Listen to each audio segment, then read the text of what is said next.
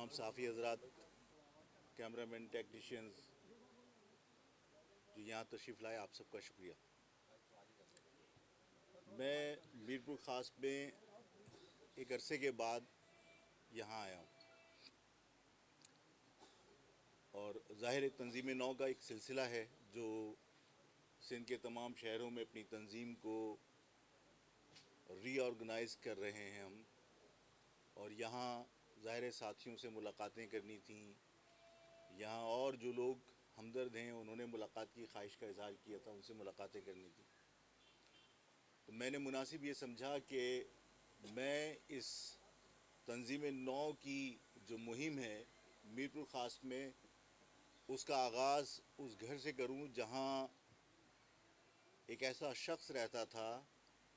जिसने अपनी ज़िंदगी आखिरी सांस तक महाजिर जद्दोजहद और महाजिर कौमी मूवमेंट के लिए वक्फ कर रखी थी,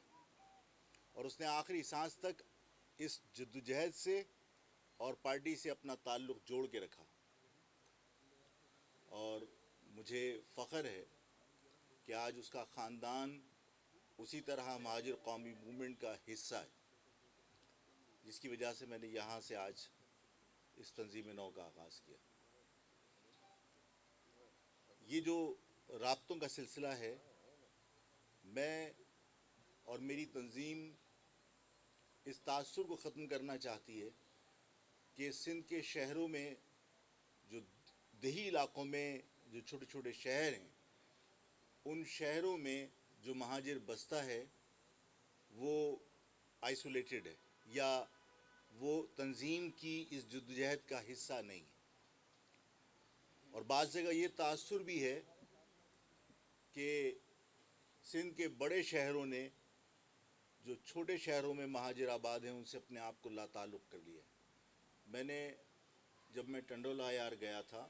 और वहाँ से जब मुझे लोगों ने फ़ोन किए और मैं वहाँ गया, तो मैंने वहाँ पर एक जुमला कहा था। मैंने कहा था कि सिंध के किसी भी कोने में कोई भी महाजिर बसता है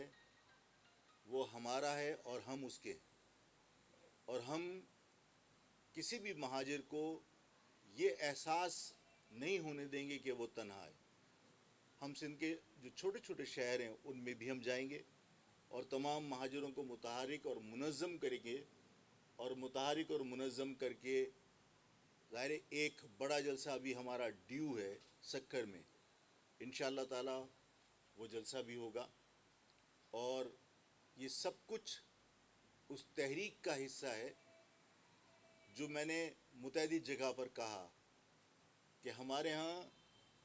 ज़बान की बुनियाद पर जो तफरीक़ है और ज़बान की बुनियाद पर जो नाइंसाफ़ियाँ हैं, उन नाइंसाफ़ियों की एक तवील फ़हरिस्त में हर मुतालबे पर हम अपना वक्त ज़ाय करते हैं, और एक मुतालबा पूरा नहीं होता उससे पहले दूसरा मसला खड़ा कर दिया जाता है, जिसके बाद फिर हम उस मसले को हल करने के लिए मुतालबात कर रहे होते हैं। और इस सारी जद्दोजहद में जो हमने अपने लोगों को एतमाद में लेने की कोशिश की वो यही है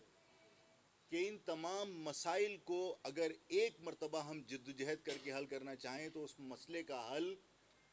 जो जुल्फ़िकार अली भुट्टो ने लकीर खींची थी, उस लकीर को बाकायदा एक इंतज़ामी यूनिट की हैसियत दे दी जाए, ताकि महाजिर भी उसी तरह जिस तरह बाकी तमाम कौमियतें इक़्तिदार में हिस्सेदार हैं, जिस तरह बाकी तमाम कौमियतें अपने वसाइल पर अपना इख्तियार रखती हैं, अपनी मर्ज़ी से इस्तेमाल करती हैं,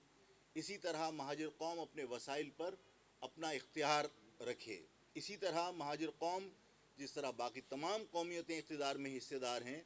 और वो इक़्तिदार को एंजॉय करती हैं, इसी तरह महाजिर कौम भी एक कौम की हैसियत से इस इक़्तिदार को एंजॉय करे और इक़्तिदार के ज़रिए अपने लोगों के मसले हल करे। तो आज मीरपुर ख़ास में तंज़ीम नौ का सिलसिला था, इस वजह से आए थे। और ज़ाहिर मैंने कहा कि मैंने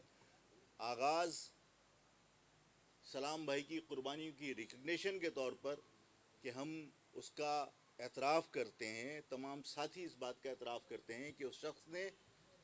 آخری سانس تک اپنے آپ کو اس تنظیم اس تحریک سے جوڑ کے رکھا، اس لفظ سے انحراف کبھی نہیں کیا، جبکہ اس شہر میں بھی اسی طرح ہوا جس طرح کراچی میں اختلاف کی بنیاد پر ایک دوسرے کے قتل ہو رہے تھے، لیکن اس شخص نے کسی نقصان کی پرواہ کیے بغیر بلا خوف مہاجر نظریے سے اور مہاجر تحریک سے اپنے آپ کو جوڑ کے رکھا۔ تو میں آپ سب کا شکر گزار ہوں کہ آپ یہاں تشریف لائے تھے،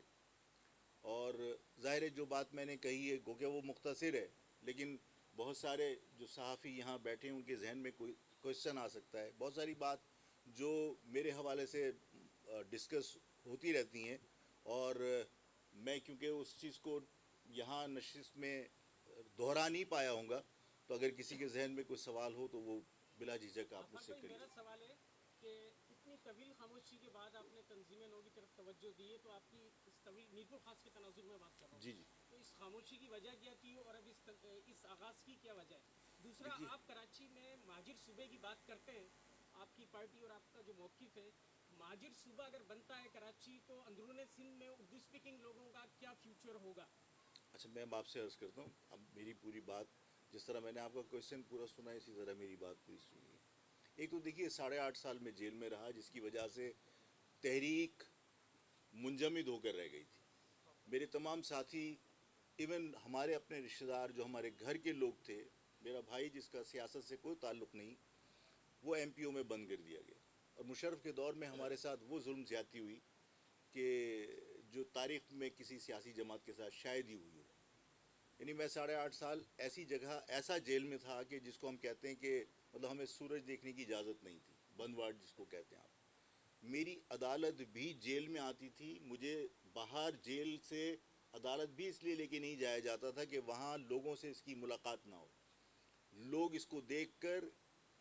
ان میں کوئی حوصلہ پیدا نہ ہو، بالکل لا تعلق کر دیا تھا پوری قوم سے۔ اور اسی طرح میرے تمام ساتھیوں کے ساتھ ہوا تھا کہ تمام ساتھی صرف پارٹی سے وابستگی کی بنیاد پر بند ہوئے۔ میرے خود چھوٹے بھائی جن کا سیاست تعلق نہیں تھا سیاست سے، انہیں بار بار ایم پی او کے تحت بند کیا گیا۔ تو ان حالات میں ظاہر ہے کہ ایک بہت بڑا گیپ آ گیا، لیکن جب سے ہم جیل سے رہا ہوئے ہیں اس کے بعد سے ہم نے تنظیمی سرگرمیاں اپنی دوبارہ سے بحال کی ہیں، اور ہم نے تمام جگہ تنظیم نو کی ہے۔ اندرون سندھ ظاہر ہے کہ کراچی کے معاملات کے اوپر گرپ کرنے کے بعد حیدرآباد تھا، پھر حیدرآباد کے بعد ظاہر اب ہم باقی تمام شہروں کی طرف جا رہے ہیں۔ جہاں تک آپ کی بات ہے کہ کراچی کو صوبہ بنانا، دیکھیے کراچی کو صوبہ بنانے کی بات ہم نے کبھی بھی نہیں کہی، اس لیے کہ سندھ کے شہری علاقوں پر جو مشتمل اربن ایریاز ذوالفقار علی بھٹو صاحب نے 1973 میں جو کانسٹیٹیوشن میں انہوں نے ڈکلیئر کر دیا تھا کہ صاحب سندھ کے اربن ایریاز الگ ہیں اور رورل ایریاز الگ ہیں، اور انہوں نے باقاعدہ کوٹا مختص کیا تھا۔ ظاہر زبان کی بنیاد پر ڈسکرمنیشن کا آغاز وہیں سے ہوا تھا۔ تو ہمارا مطالبہ یہ نہیں ہے کہ کراچی کو صوبہ بنایا جائے، ہم جو جدوجہد کر رہے ہیں وہ یہ کہ سندھ کے اربن ایریاز کے اندر جو لوگ آباد ہیں، جس کو ذوالفقار علی بھٹو صاحب نے خود ایک الگ قوم تسلیم کیا اور سندھ کو 2 حصوں میں تقسیم کیا، اربن اور رورل ایریاز میں۔ مہاجر جو ہے وہ پنجاب میں بھی ہجرت کر کے آئے تھے، لیکن پنجاب کے اندر رورل اور اربن کا کوئی کوٹا الگ سے مختص نہیں ہے، کیونکہ وہاں پہ جو لوگ ہجرت کر کے گئے تھے وہ مشرقی پنجاب سے گئے تھے اور پنجابی ہی بولتے تھے، تو زبان کی بنیاد پر ان میں کوئی تفریق نہیں تھی، انہوں نے وہاں پہ کوٹا الگ الگ نہیں رکھا۔ لیکن یہاں پر کیونکہ اردو بولنے والے سندھی نہیں بول سکتے تھے، اس لیے سندھ کے جو شہری علاقے ہیں اس کو ذوالفقار علی بھٹو صاحب نے الگ کیا تھا۔ تو ہمارا مطالبہ یہ نہیں ہے کہ کراچی کو الگ صوبہ بنایا جائے، بلکہ ہمارا مطالبہ یہ ہے کہ سندھ کے اربن ایریاز کو الگ صوبہ بنایا جائے۔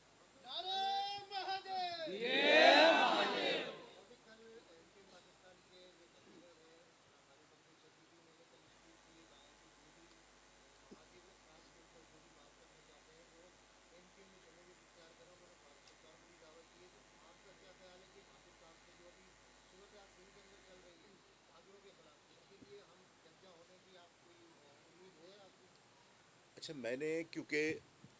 یہ بات کراچی کے جلسے میں بہت واضح الفاظ میں کہی تھی، اور میں نے اس جلسے میں یہ کہا تھا کہ اگر میری بھی کسی بات سے اگر آپ کو کسی کو بھی تکلیف